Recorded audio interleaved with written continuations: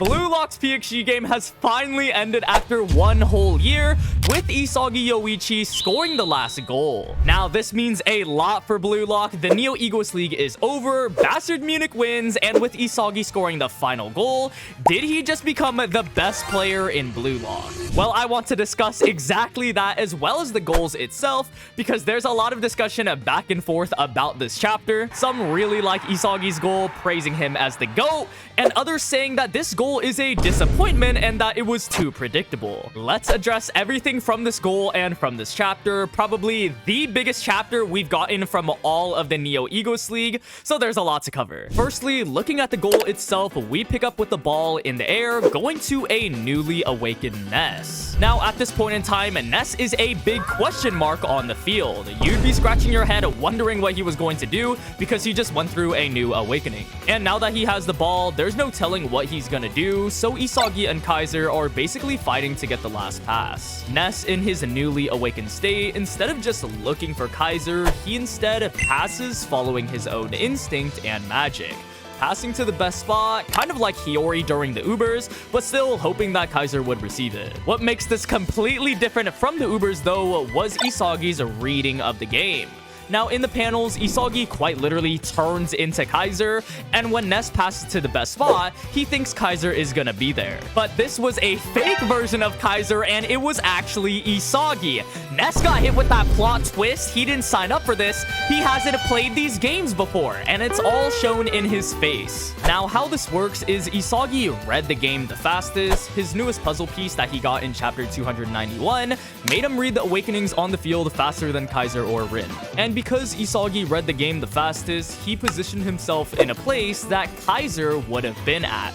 But instead, of course, it was Isagi, so that's why Ness is so shocked. Now, it wasn't just Isagi simply thinking faster. There was a lot of reasoning why he ended up going there, like the fact that he knew Ness was abandoned by Kaiser and that his talent was dead in the water. Isagi knew Ness was bound to go through some type of awakening because of how he was feeling or his emotions at the time. I've been saying this since we first saw Isagi looking at Ness, and also the fact that the fastest puzzle piece was about reading awakenings. So taking all of that into consideration, he put himself in a place that Kaiser would have been at if Kaiser was the fastest. But again, Isagi was the fastest, and he was there instead because he read Ness's awakening. This is why he quote-unquote became Kaiser. He didn't randomly gain Ryo's copy.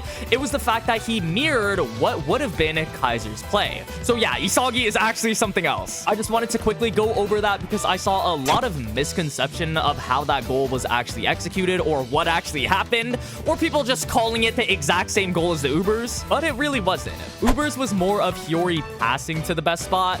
PXG was more of Isagi reading the awakenings and going to the best spot for that. And we can take it a step further because when Isagi outreads everyone, Rin makes a comment about how Isagi was forcing others to expose their ego and use it for his own goal. So not only did Isagi read Ness's awakening, he was the one that forced it in the first place, so it was guaranteed to be his goal. He wouldn't have scored without that awakening, so he made sure the awakening happened. Again, you might be asking, how does that even work?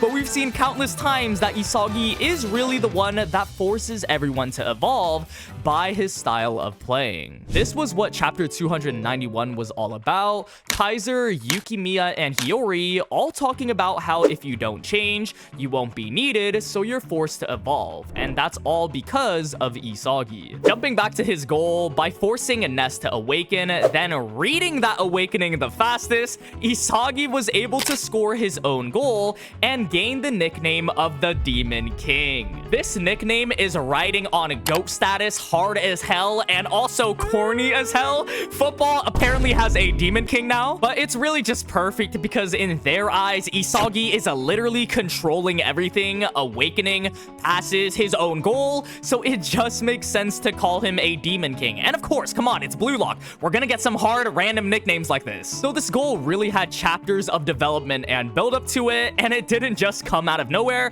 Absolute cinema in my book. And just the art for this chapter was actually crazy. Like this panel of Isagi going Super Saiyan in his white out mode with the two guns, yeah, peak. Again, I've been seeing a lot of people talk about how this goal was disappointing, and maybe it lacked some impact or it was lackluster. Because it is the last goal, people expected a crazy shot. Let's be realistic though, Isagi isn't gonna pull out the bicycle kick, he can't switch styles. The buildup and execution of this goal was exactly how Isagi plays, and that's what really makes it so good. He isn't this flashy player, but he still gets the goal at the end of the day.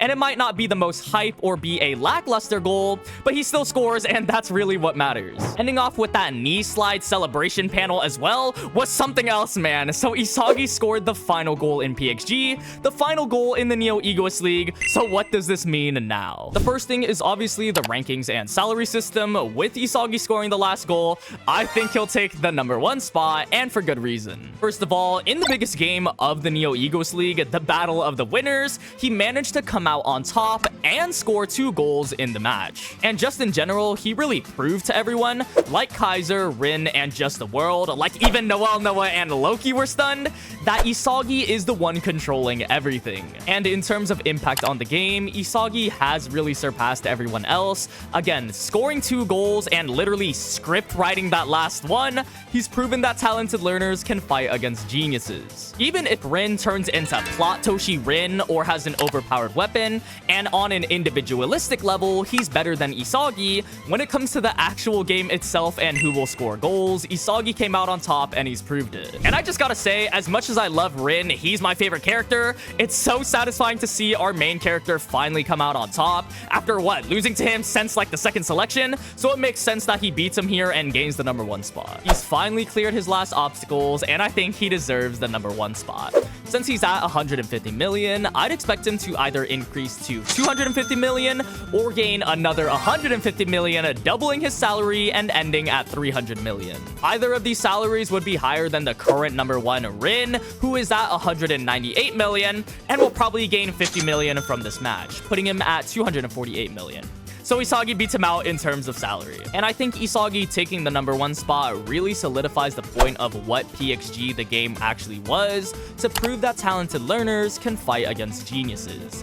It's been hinted at throughout the whole game, and I think they'll solidify it one more time with him becoming the #1 player. Now with Isagi becoming the #1, let's talk about what everyone is wondering about.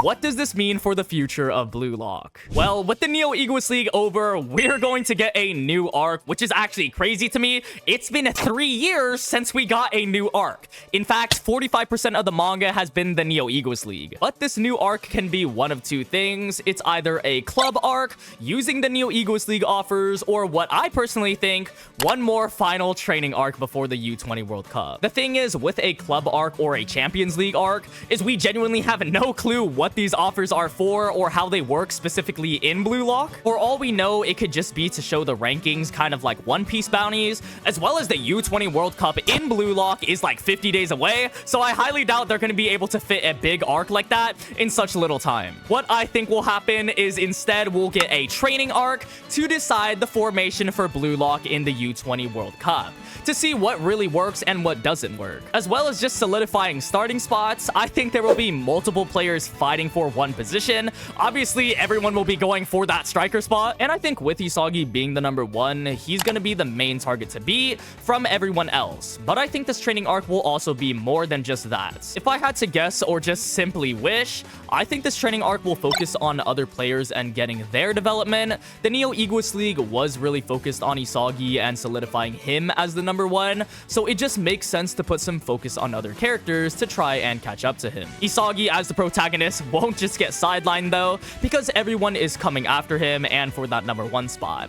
He's gonna have to adapt to that, so it's a very nice balance between a main character getting screen time and other characters getting their development. For example, Nagi is a big one with his current downfall. I think we're gonna see him get his ego back, either from this Barcha game or just him training hard to find motivation again. Some other characters like Bachira and Kunigami are huge contenders as well, probably going for that striker spot. The fact that they haven't gotten any development recently as well, and Kaneshiro did say they're gonna have more spotlight in the future. We should really take that with a grain of salt though. It may not 100% be accurate, but the main point is I think this training arc will really solidify everyone's spot in BLUELOCK, in a BLUELOCK way, right? Everyone's just fighting to prove themselves in what position they'll last in, especially against Isagi, who's the current #1. For what this training will be, I'll make a separate video going in depth about it, but I think it will basically be BLUELOCK versus BLUELOCK, like a scrimmage, 11 versus 11, since we haven't ever gotten an 11 versus 11 BLUELOCK match. It could solve that problem of who fits where in what position,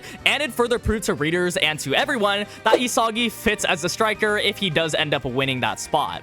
Going into the U20 World Cup as well, it's important to know all of that. As well as with Isagi being the #1, going into the World Cup, all eyes will be on him, so I think there's going to be a lot of new rivals, pressure, and maybe even potential downfall or obstacles. If he doesn't keep up that #1 performance, we can see all of that. It's all up in the air though, and we can only theorize, but that's everything I think will happen, Isagi becoming the #1 player, and what will happen when he eventually does. It really does make sense. He's proved himself so much throughout this game. It sets up other characters to try and surpass him, and Isagi will have to fight himself to keep that #1 rank, giving everyone development. This chapter really flipped everything upside down. BLUELOCK is about to enter a new arc, and I'm super excited for that. Make sure to hit the subscribe button to stay up to date with everything BLUELOCK, especially since everything is about to change. If you made it to the end though, thank you so much for watching. I appreciate it as always, and I'll see y'all in the next one.